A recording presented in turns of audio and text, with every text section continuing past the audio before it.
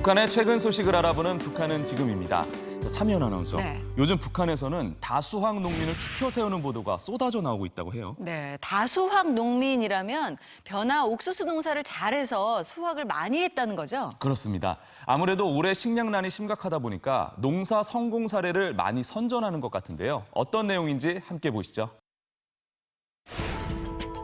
최근 북한 TV가 소개한 황해남도 재령군의 벼 수확 소식입니다. 재령군 강교 협동농장에서 올해의 최고 수확연도 수준을 돌파하고 지난해보다 종보당 6톤 이상의 논뼈를 충수한 수백 명의 다수학 농민을 배출했습니다. 황해남도는 북한의 대표적 곡창지대인데 지난 9월 초에 태풍 링링의 피해를 입었죠. 하지만 수확을 크게 늘린 농민이 아주 많다면서 토지의 힘, 지력을 높여 식량 증산에 성공한 사례를 전하고 있는데요. 땅 타발, 석권 타발만 하다가는 언제 가도 풍년 가을이 오지 않는다는 것을 명심하고 이하각에 작업 비료도 많이 내고 비배 관리도 주인답게 깐지게 하면 누구나 다 다수학 농민이 될 수 있습니다. 식량 증산 소식은 황해남도뿐만이 아닙니다. 남포시 온천군과 평안남도 숙천군 등 각지의 다수학 소식이 연일 북한 TV와 노동신문에 실리고 있는데요. 북한 매체들은 포전 담당 책임제가 성과를 냈다는 평가도 빼놓지 않고 있습니다.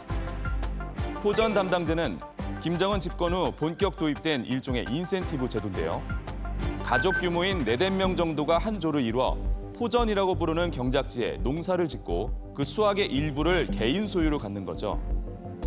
물론 수확이 많으면 더 많이 가져갈 수도 있고 시장에 내다 팔 수도 있습니다.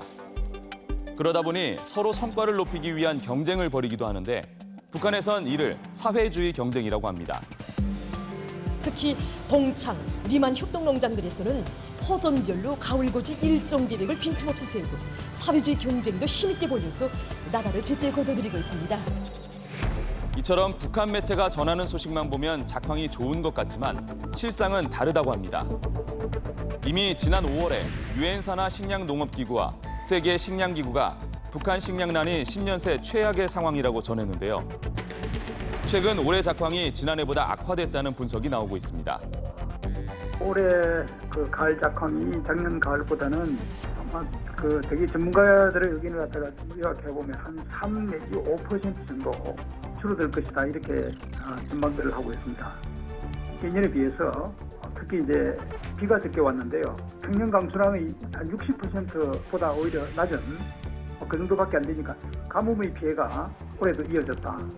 그게 이제 첫 번째 요인이 되고요. 결국 식량난이 심각한 상황에서 다수학 사례를 대대적으로 선전하는 건 그만큼 식량 증산이 절실하다는 뜻일 겁니다.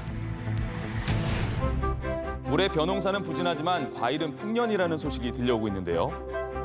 북한 매체는 최근 대표적 사과 산지인 동해안 지역의 북천군 소식을 특집으로 방송하기도 했습니다.